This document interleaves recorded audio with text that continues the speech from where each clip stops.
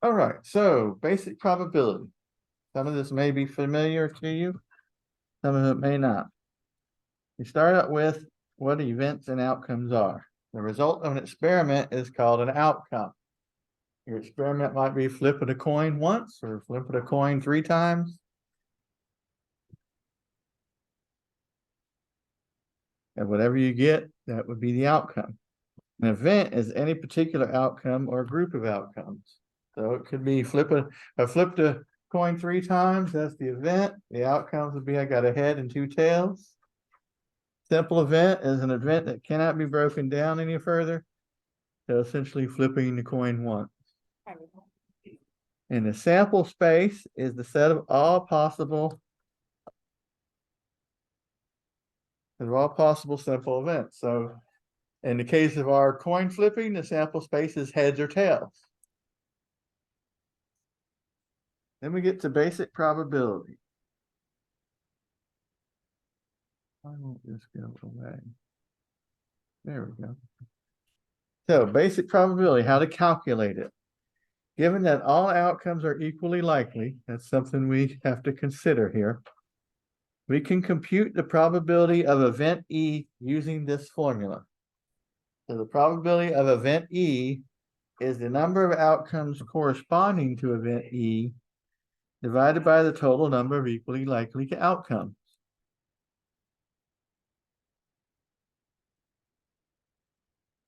So we're going to roll a standard 6-sided die. Describe the sample space and some simple events. Well, the sample space would be all possible simple events, which would be I roll a 1, I roll a 2, I roll a 3, I roll a 4, or 5, or 6. Some simple events, again, just one thing. I roll a 1, I roll a 5, I roll a 3. And what we call compound events, maybe we roll a number bigger than 4, because there's 2 possibilities that would be considered compound instead of simple. Or we roll an even number. Again, there's 3 possibilities there. So it's not a simple event, it's a compound event. Any questions so far on this basic stuff? So before I continue, I find I have to ask this question every semester. Is everybody familiar with a standard deck of playing cards? No? Okay. Standard deck of playing cards. We have 4 suits. Not sweet, suits. We have hearts, diamonds, clubs, and spades. Each suit contains the cards 2 through 10, a jack, a queen, a king, and an ace. Which means there's 13 cards in each suit.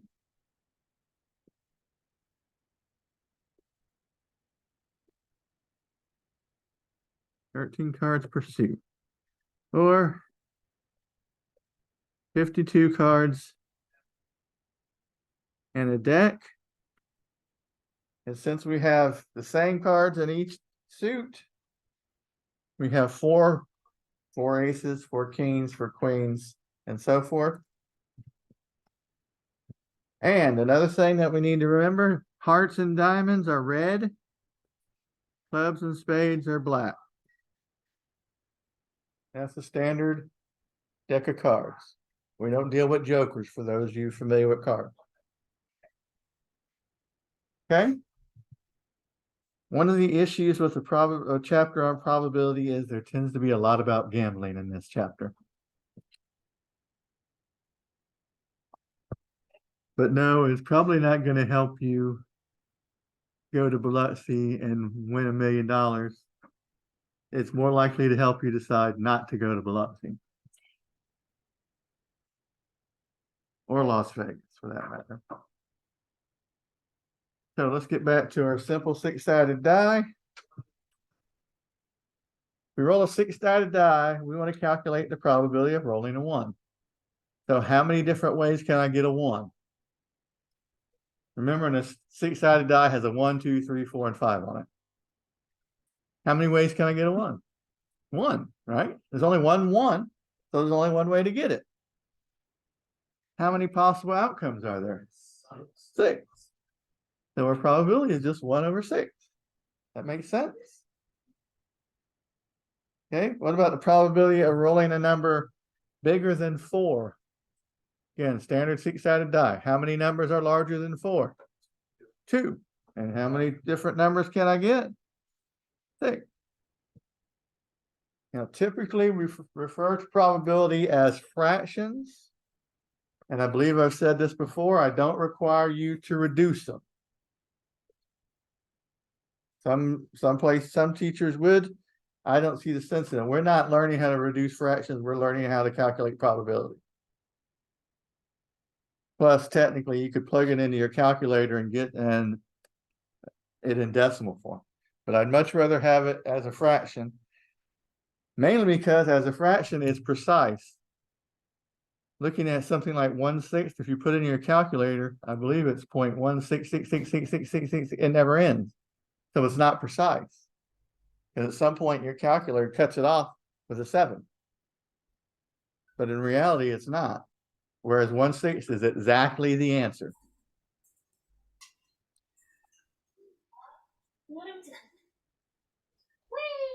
And we don't get into odds like 1 in 6 either. It's similar, but not quite the same. Okay. So let's say we have a bag with 20 cherries in it. 14 of them are sweet and 6 of them are sour. If you pick a cherry at random, what is the probability that it'll be a sweet cherry? There's 14 sweet cherries and there's a total of 20. That's it. We're still in the easy stuff. Any questions on how he did that?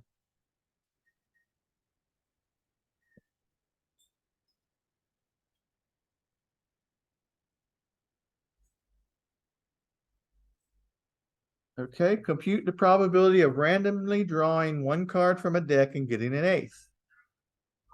How many aces are there? 4. How many cards are there? That's simple.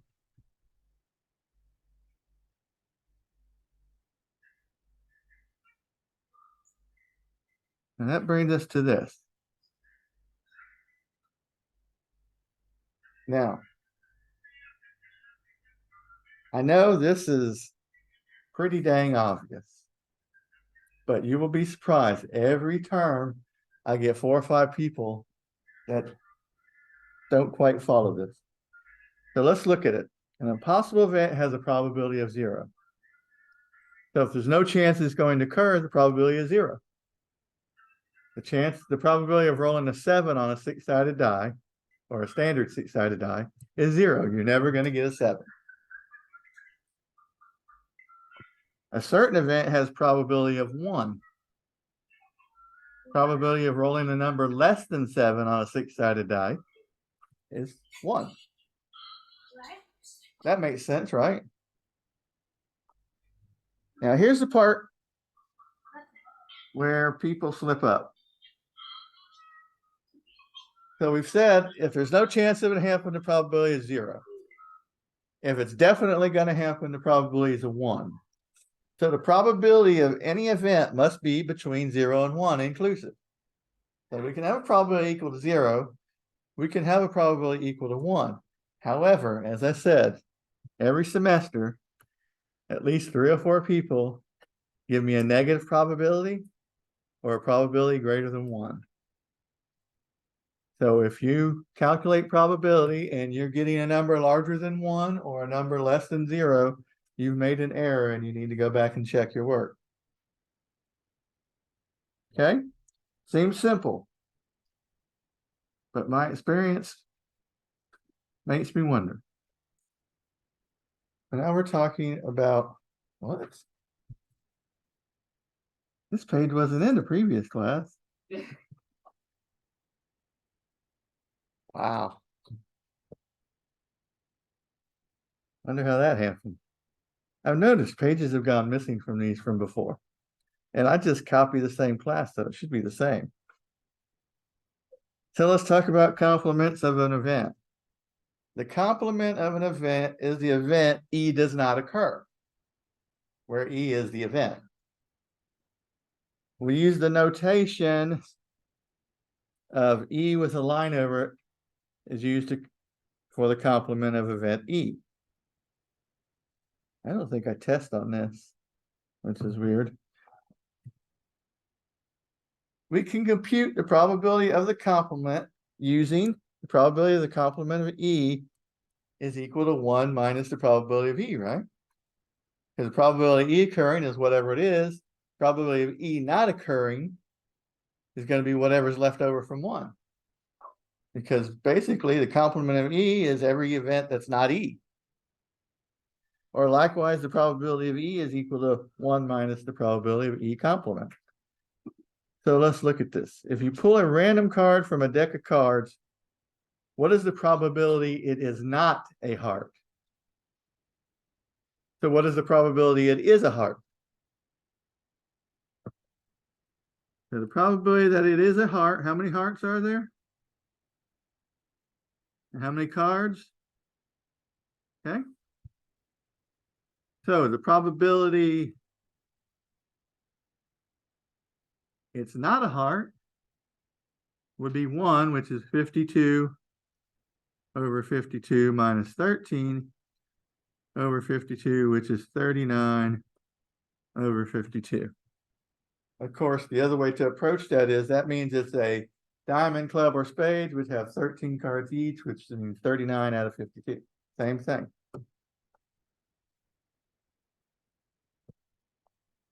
That's weird that that slide wasn't in the previous one. Wonder what happened to it.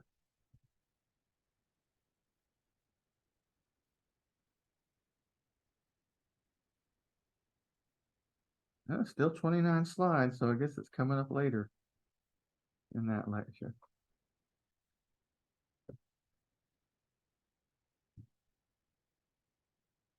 And then we get to independent events. Events A and B are independent events if the probability of event B occurring is the same whether or not event A occurs. So event A occurring doesn't affect event B. So suppose we flip a coin and roll a die and wanted to know the probability of getting a head on the coin and a 6 on the die. What's the probability of getting a head?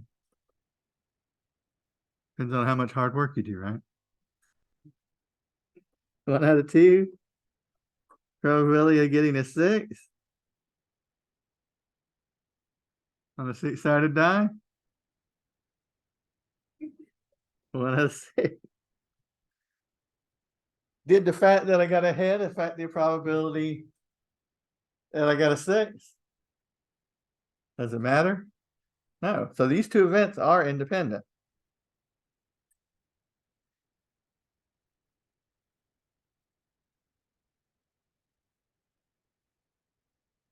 And then this one is kind of funny. So are these events independent? A fair coin is tossed 2 times. The 2 events are first toss is a head, second toss is a head. Are they independent? Did the fact that I got a head on the first toss change the probability of getting a head on the second toss? No. So these are independent. This middle one here is kind of interesting. I disagree with what they want to say, but the 2 events are it will rain tomorrow in Houston and it will rain tomorrow in Galveston, which is a city near Houston. What do you think? Are these independent? No? You sure? I guess They want us to say they're dependent. But we live in Florida and we know better. it can be independent, but it's not necessarily always the case. Yeah, that's just it. And the thing is, being a native of Florida, more or less, it can rain on one side of the street and not the other. So it's really just a poor example. So I'm going to put, it depends on how you look at it. It wants us to say they're dependent. You draw a card from a deck, then draw a second card without replacing the first. Are these events independent? No. To give you an obvious example, if I draw a king of spades the first time, what's the probability I'm going to draw a king of spades the second time? 0, right? So it changed. Here's the important part to remember here. Without replacement. Without replacement changes the probability.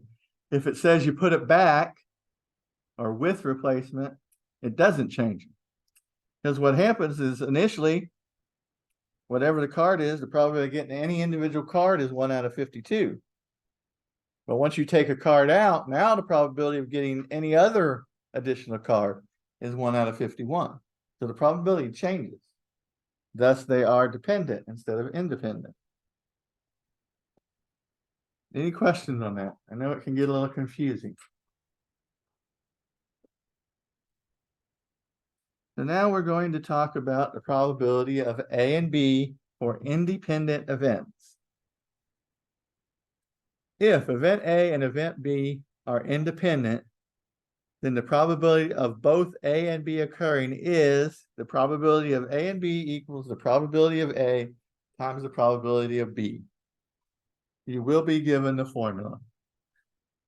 I'm not sure how I labeled it. I think I just labeled it probability of A and B for independent events. So this is where probability of A and B is the probability of events A and B both occurring.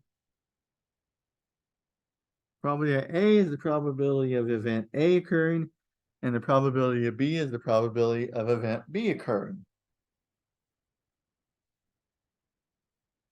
So we have an example here. So in your drawer, you have 10 pairs of socks, 6 of which are white. And you have 7 t-shirts, 3 of which are white. If you randomly reach in and draw out a pair of socks and a t-shirt, what is the probability both are white? So what's the probability we get some white socks? 6 out of 10, very good. What's the probability we get a white t-shirt? 3 out of 7. So the probability we get a white sock and a white t-shirt, the probability of a white sock times the probability of a white t-shirt, which is 6/10 times 3/7. And if you remember when multiplying fractions, you multiply the numerators. 6 times 3 is 18, and the denominator is 10 times 7 is 70. And yes, I know it can be reduced, but why risk messing up reducing the fraction? Just leave it. I'm fine with it. Any questions on that one?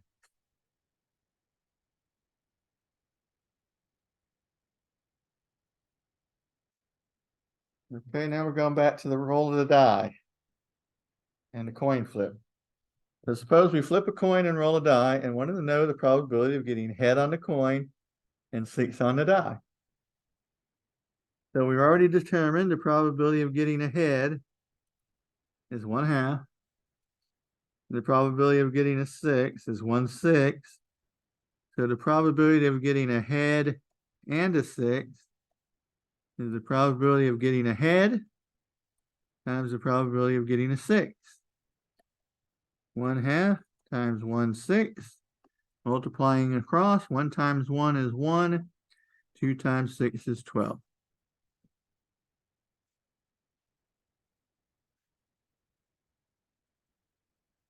Any questions?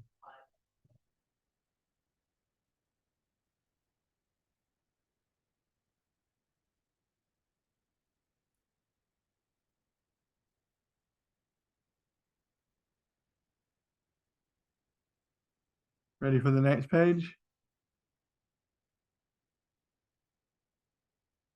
Okay, now we're looking at something a little bit different. The probability of either A or B occurring, or both, is the probability of A or B equals the probability of A plus the probability of B minus the probability of A and B. And I do not like this example. And you'll see why. So suppose we draw one card from a standard deck. What is the probability we get a queen or a king? So I'm looking for the probability of king or queen, which would be the probability of a king plus the probability of a queen minus the probability of a king and queen.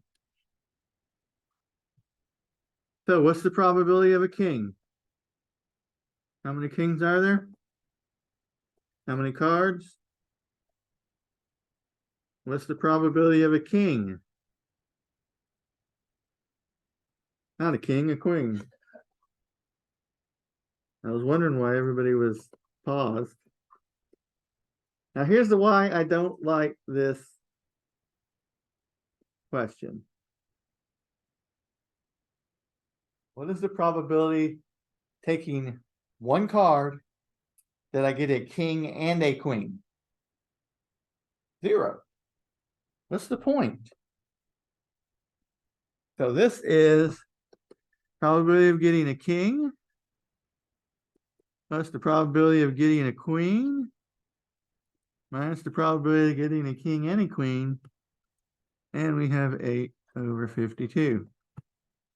And I'm fine with that.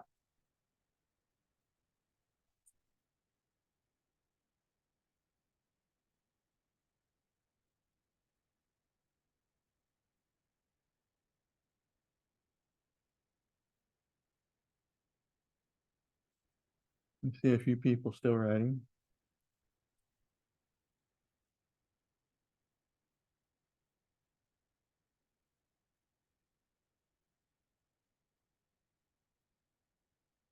Ready for the next one? Now this one's a little better. Suppose we draw one card from a standard deck. What is the probability that we get a king or get a red card or a king? I'm looking at probability of red card or king, which would be the probability of a red card plus the probability of a king minus the probability of a red king. Okay. So let's start out. How do we figure this out? What's the probability of getting a red card? I'm sorry? 26 out of 52. Probability of a red card because there are 2 red suits. So that's 26, 32. What's the probability of a king? 4 over 52. What's the probability of a red king? 2 out of 52. So I have 26 over 52 plus 4 over 52. Oops, minus 2 over 52, which is 28 over 52. Now I want to look at this real quick so you can see why this is done this way. So I have 2 red suits, right? Hearts and diamonds. And they contain ace, 2, 3, 4, 5, 6, 7, 8, 9, 10, jack, queen, and king. Same here.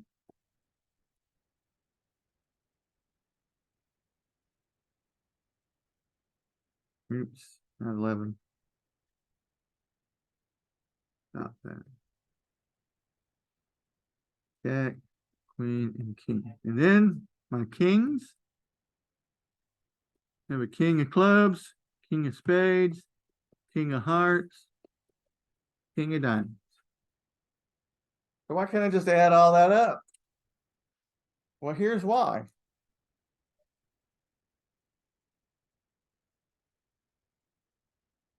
If I just count all that, I've counted the king of hearts and the king of diamonds twice, which is why we do this. Okay. So when I add these two together, I'm counting the king of the two red kings twice. So I have to subtract that out. Any questions on that?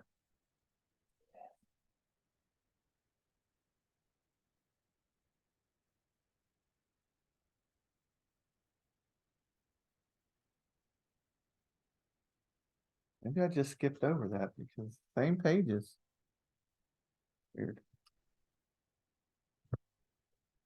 The table below shows the number of survey subjects who have received and not received a speeding ticket in the last year, and the color of their car. Find the probability that a randomly chosen person has a red car and a speeding ticket. So how many people have a red car and a speeding ticket? Right? How many total people did we have? So that's just 15 over 665. Right, nice and easy. Okay, now we want to know how many people have a red car or got a speeding ticket. So how many people have a red car?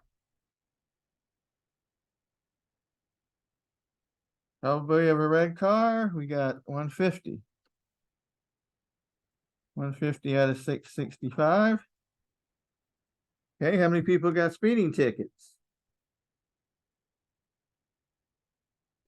60.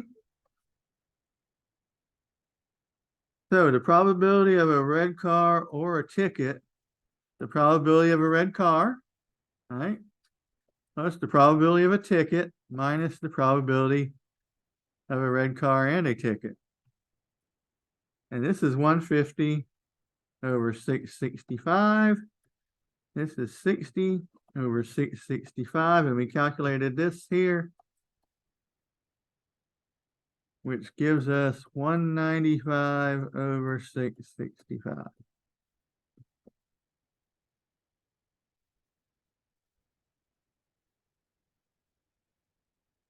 Everybody see how that works?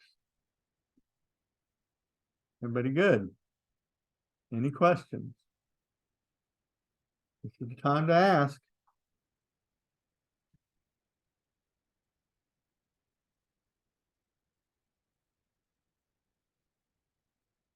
You see a couple people still writing.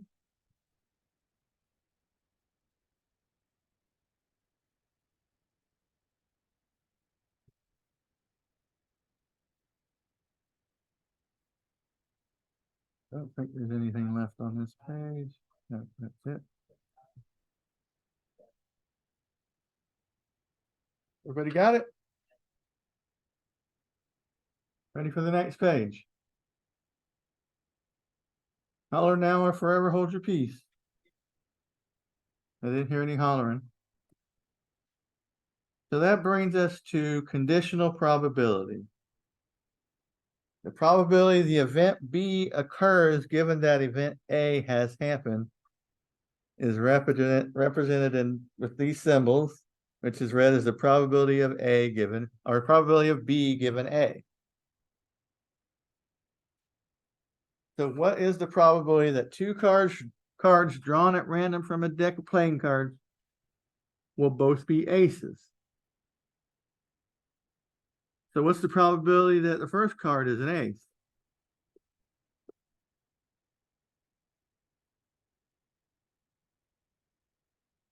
Four out of 52. Now, what's the probability the second card is an ace given that the first was? I don't see anything about putting the card back in, so we're assuming without replacement. So, how many cards are in the deck now?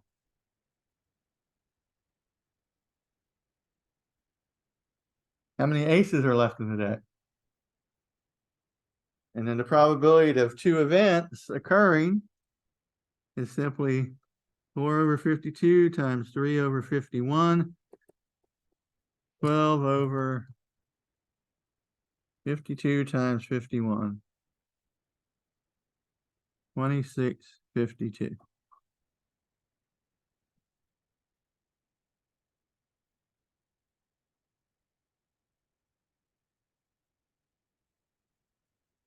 Any questions on that? I think there's another one on here.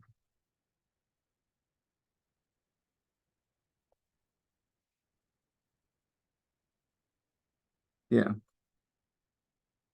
Find the probability that a die rolled shows a 6 given that a flip coin shows a head. Are these events dependent? No, they're independent. Didn't we already work this problem? Anybody remember? What's the probability of getting a 6? 1/6, right? What's the probability of getting ahead given that I rolled a 6? Doesn't matter what I rolled, right? So it's still 1/2. So the probability of both of these is simply 1/6 times 1/2, which I swear we've done. I don't know where that question came from. Do the column already. I'm sorry? We did it do the column already. Yeah, we did. When we were talking about independent events, right? I don't know why it's there. I didn't type this up.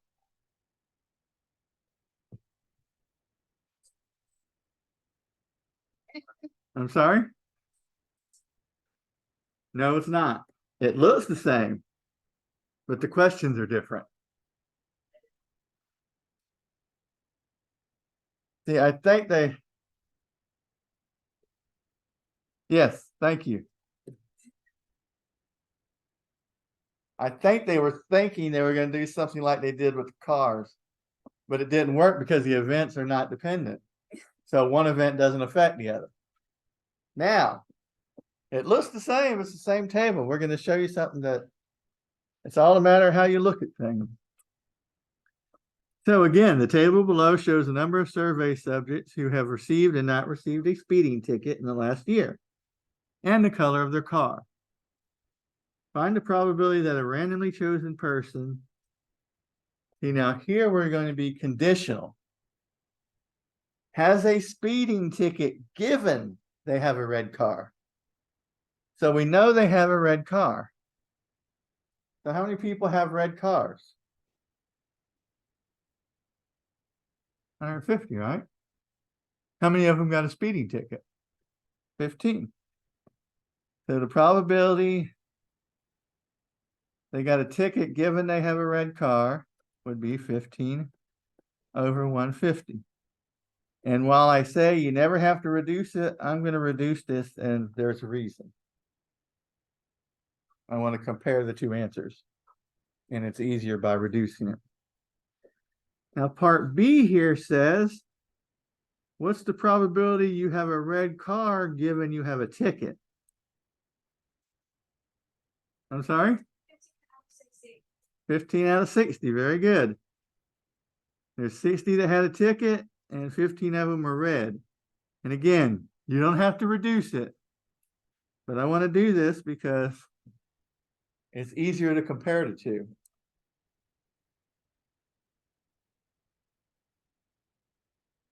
I think they'd be roughly the same, right? But if you got a ticket, the chances your car is red is 1 in 10. I mean, it's the same data. Whereas if you have a red car, the chances you got a ticket are 1 in 4. So I guess the lesson I learned from here is don't drive a red car. So I drove the green one today, which has a higher probability of getting totaled. So I need to get a different color car.